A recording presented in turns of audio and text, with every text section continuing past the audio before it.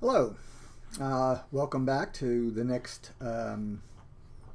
mini lecture. This one will cover all of chapter 3 and part of chapter 4. So chapter 3 deals with Zeus and Hera, primarily with Zeus, and chapter 4 deals with Demeter and Hades, primarily Demeter. The history part of chapter 3,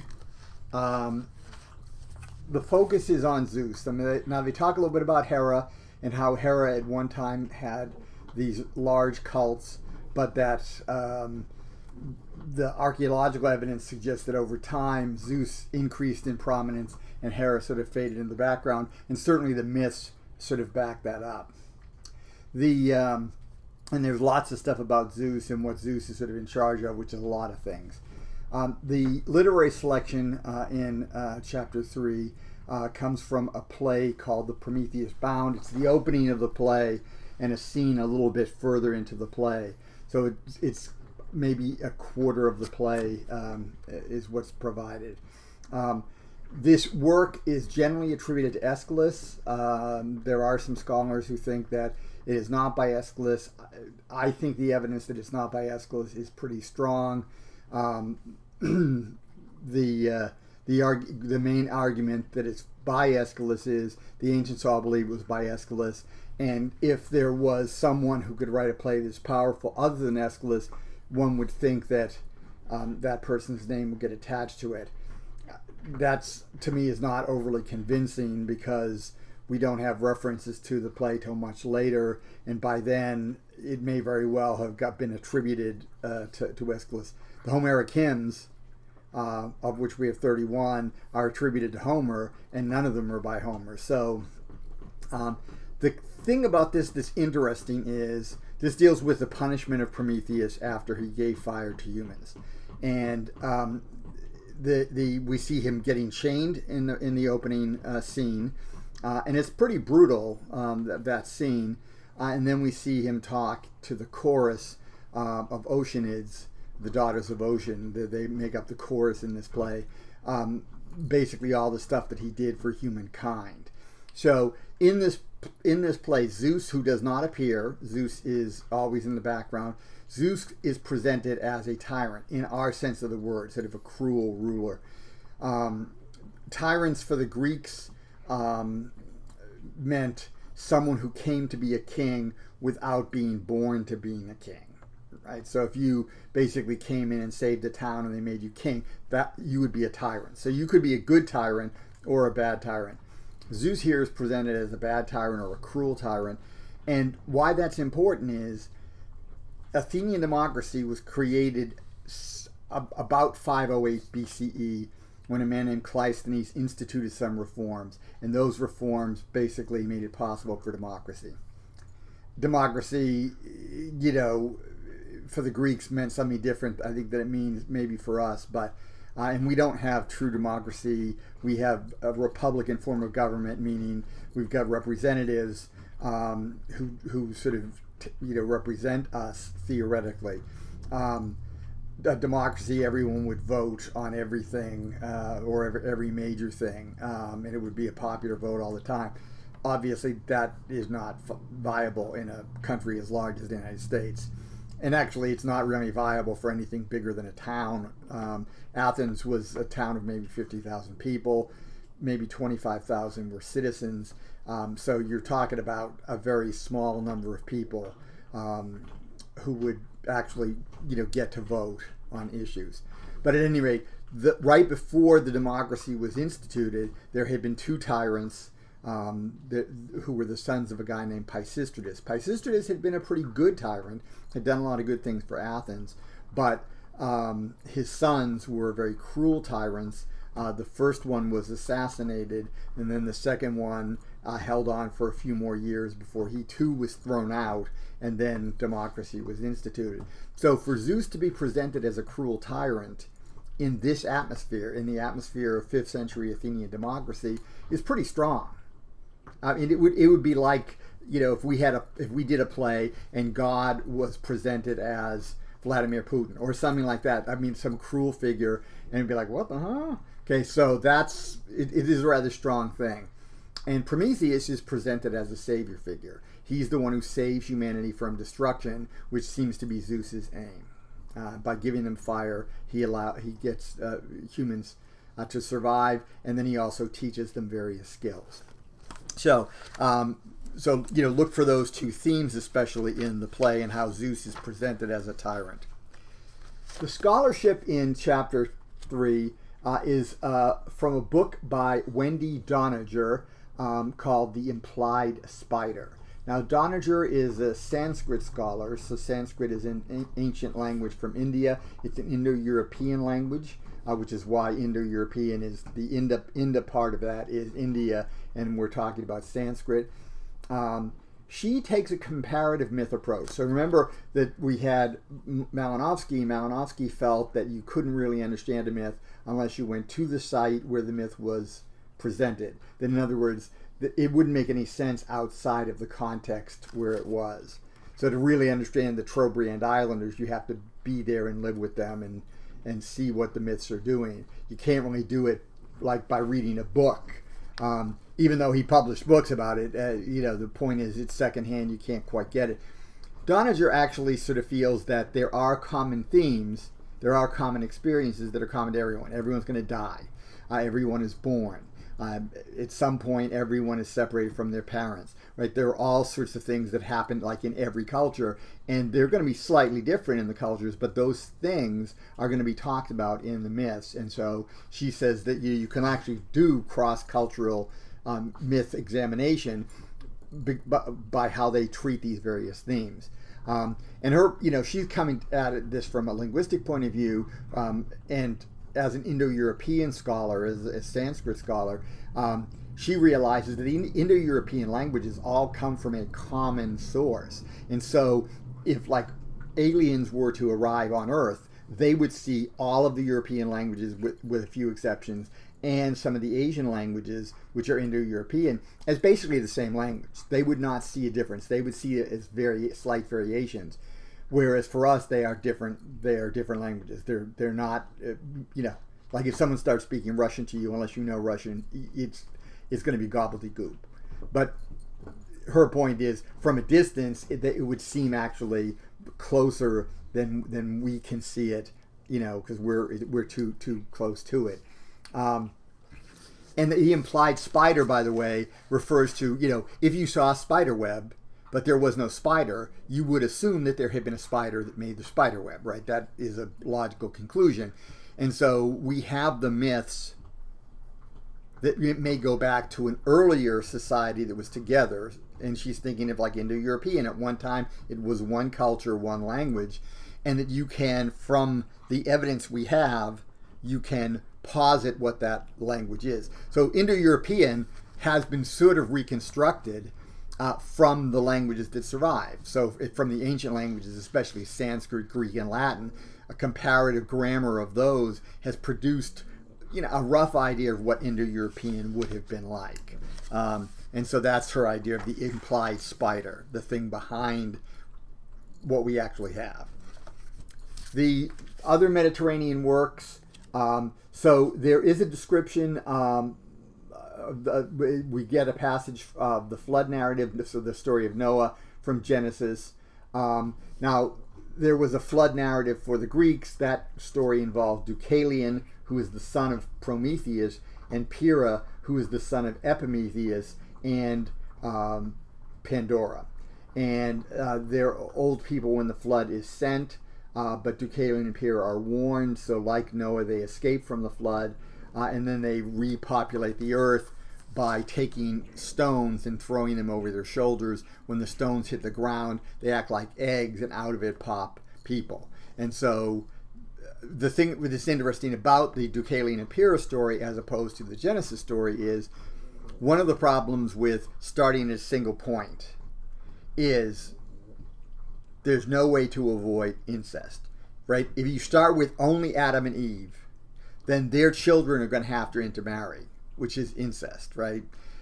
And even though the gods in Greek mythology, the gods are intermarrying with basically relatives, and it's not a problem for the gods, but for humans, there's a taboo against incest. So how do you square that? Well, in the Deucalion and Pyrrhus story, there's no problem, because when the Earth's population is recreated, they're created from stones. None of those stones are related to one another. So you're starting from scratch with a wide group of people, and so the incest problem is actually avoided when the world is recreated. So that's sort of an interesting sort of idea. Now, the Nachleben for chapter 3 are two poems that tell the story, or their modern takes on the story of Leda. William Butler Yeats, W.B. Yeats, Leda and the Swan, and H.D., that was her pen name, Hilda Doolittle, Leda. So, the story of Leda is as follows. Leda was a queen. She was married to King Tyndareus, who was the king of Sparta, and Zeus caught a glimpse of her, fell in lust for her, wanted to mate with her, did mate with her, but the way he did it was he came to her in the form of a swan, a beautiful swan. She, of course, saw the swan, petted the swan, was very nice with the swan, and then at some point things get serious and they actually have sex. Now, there are two ways in ancient Greece, though, that act is presented. It can be presented as a rape, that Zeus basically attacks her in the form of a swan, or it can take the form of more of a seduction, right? That the gentle swan wins over Leda, and then one thing leads to another, and then they're actually mating with one another. Now, from Leda come Helen, Castor and Pollux, and Clytemnestra. And of course, Helen is going to lead to the Trojan War, and so there are references in the Yeats poem to the fall of Troy coming from this act. Now, Yeats sees this mating as rape. Yeats is an Irish poet from the turn of the 20th century. He basically continues into the first few decades of the 20th century. But he's an Irish Catholic, basically a 19th century Irish Catholic, and so his view of things tends to be somewhat puritanical. So he sees this as an attack by the powerful against this otherwise pure woman. Hilda Doolittle, on the other hand, who is a writer from the 30s and 40s, she's a modern woman. So sex for her with men outside of marriage or whatever, that's not a big issue, right? She's not concerned about that whole morality thing. Sex happens, it just does, right? So she is not judgmental about it. So for her, she sees it more as a sensual moment. So a moment of seduction and not of attack. And so ultimately, Leda is fully on board in her version. Okay, moving on to chapter 4, and we're going to look at the first couple of sections of chapter 4. The history section deals a little bit with the afterlife because it's talking about Hades. And so a couple of words about the afterlife. Not all Greeks believed in the afterlife. So there were a sizable number of Greeks who believed that when you died, that was it.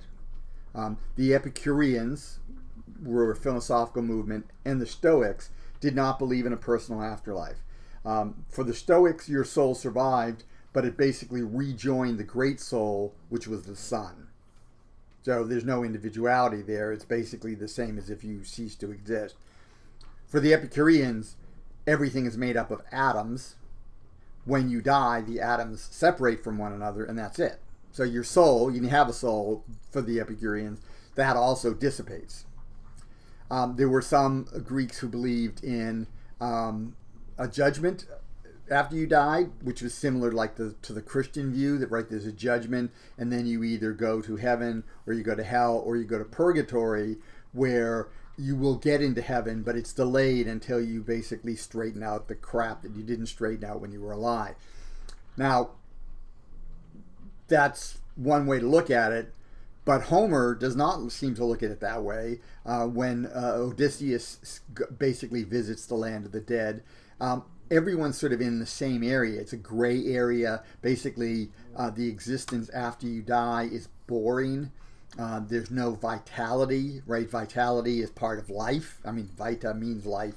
So once you're dead, then, like nothing really matters.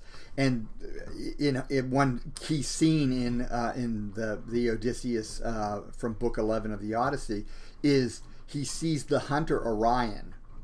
And so he sees the ghost of the hunter Orion hunting the ghost of an animal he killed when he was alive. Well, what's the joy of that, right? I mean, if you're a hunter, the joy of hunting is the thrill of the hunt, right? You're pitting your mind against the animal's mind, and there's a risk, right? Especially if you're going after a wild animal like a boar or some sort of like a lion or a bear, right?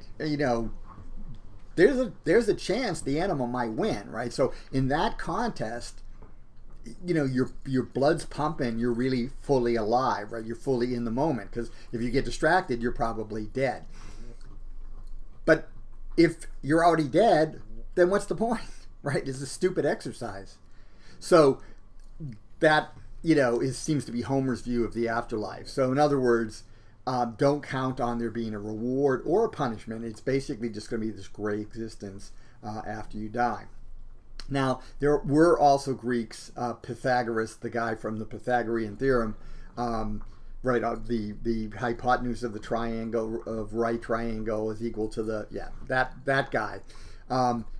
He had a religious cult, and they believed in reincarnation, and the idea was that when you died, your soul went into legumes, beans, and this is why there was a prohibition against eating beans, because in effect you were basically killing off potential hosts for the souls, and you stayed in that for a while, and then the soul left that and then entered a new body at some point. So if you believe in reincarnation, that's fine. Then you have to come up with an explanation as to why you don't remember your previous life. But there are different ways of looking at the afterlife, and the afterlife gets more developed as time goes on. So by 300 BCE, you've got a full-fledged underworld with 5 rivers and all this other stuff going on. Homer does not really have that. Now, the literary selection for chapter 4, the Greek literary selection, is the first Homeric hymn we're going to look at, Homeric hymn number 2, to Demeter. So the Homeric hymns, there are 31 of them. At some point, they were put in a group of 31, and the manuscripts we have, the oldest manuscripts we have these 31. So that's why the number. So, they don't have to do with like when they were written. Homeric hymn number 2 is not necessarily older or younger than the Homeric hymn number 3, and so forth. They're grouped together, and then those numbers are fixed. And there's more than one hymn to Zeus, for instance. There's more than one hymn to Ares. There's more than one hymn to Dionysus, and yet the order, they're not grouped together. They're like spread out over the works. Some of the Homeric hymns are very short and are a little more than, I think the shortest one is about 5 or 6 lines, and they're a little more than invocations. All hail to Athena, a great warrior goddess, blah, blah, blah. She protects cities. She does these other things. Let us praise you, great Athena. And that's it. That's like Homeric hymn number 6 or something like that. Homeric hymn number 2 to Demeter tells a full story. It's basically a mini epic. It's about 10 pages long, like in regular paperback pages, 10 to 12 pages. And it tells the story of Hades kidnapping Persephone, the daughter of Demeter, the earth goddess, or the goddess of grain, of agriculture, and he makes her his bride. And this is used to explain the seasons, because when Persephone goes away to Hades, things die, the winter, and then when she comes back, things come to life again, the spring. Right, so that's the seasons of the year. Half the year things are growing, half the year things are dying or dead. Right, so that cycle, and that cycle of life and death is a common theme in Greek literature. It's a common thing in a lot of ancient literature, and agricultural life, which seems to be reborn right. I mean, if like trees are coming into bloom, you know, and they were, you know, in January and February there weren't any leaves; they were totally bare. Now there are leaves all over the place. Well, that's a rebirth, right? So that cycle also leads to people thinking about reincarnation, which is again a cycle, right? That you die, but then you're reborn. So the hymn has a lot of things going on in it. Some people see it as a criticism of patriarchy, and I think there are some elements in it that are critical of patriarchy and of the patriarchal way of doing marriage, which is that the groom and the father of the bride basically make the arrangement, and the mother of the bride and the bride herself don't need to be consulted.